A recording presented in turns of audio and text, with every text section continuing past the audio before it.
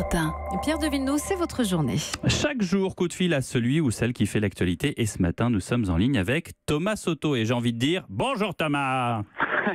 Bonjour Pierre, belle imitation de Danny Cohn-Bendit. Ça vous fait quoi de retrouver à cette heure-ci Europe 1 ? Ça fait longtemps que je n'avais pas été au micro d'Europe à cette heure-là, ça me fait extrêmement plaisir. Et je vais peut-être commencer par un message perso, si vous me le permettez, allez-y. Pierre.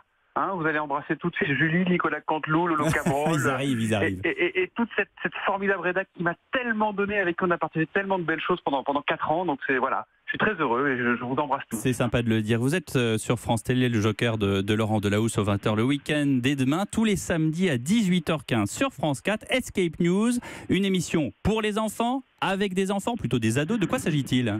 Alors c'est une émission pour les enfants de 5 à 95 ans. On va donner les clés aux enfants, aux jeunes et aux ados, une espèce de boîte à outils pour leur apprendre à distinguer le vrai du faux, pour leur apprendre à douter, pour leur apprendre à savoir ce qu'est une info, ce qu'est une fake news, ce qu'est une photo bidouillée, à sourcer une vidéo quand on voit une vidéo sur YouTube ou sur Facebook, comment on fait pour savoir d'où elle vient, d'où elle a été tournée. Et on a pris les codes du jeu, c'est-à-dire de l'escape game que les enfants connaissent bien. Donc ils ont 3 énigmes à résoudre. Et pour se libérer de l'escape news.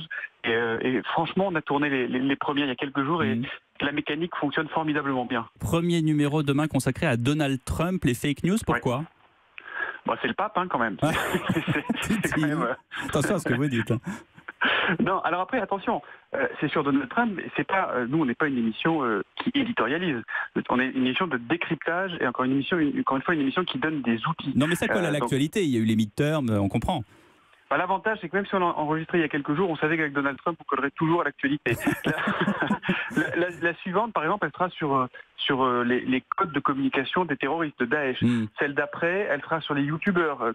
Que disent les youtubeurs à vos enfants quand ils leur parlent ? Est-ce qu'ils délivrent une information ? Est-ce qu'ils font de la pub cachée, etc. Tout ça, on leur apprend à douter et à ouvrir les yeux, en fait. Et votre verdict, ils s'en sortent bien, les enfants ? Ils sont incroyables, ils sont étonnants. Il y a des énigmes sur lesquelles on se dit mais ils vont jamais trouver. Ils trouvent ça en 2 minutes. Et puis il y a des choses qui nous paraissent évidentes et sur lesquelles ils ont du mal.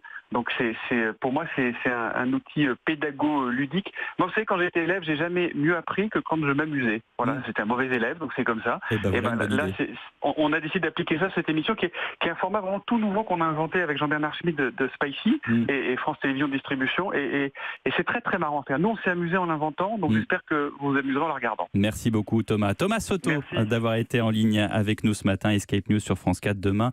Ça commence demain et ça sera tous les samedis à 18h15.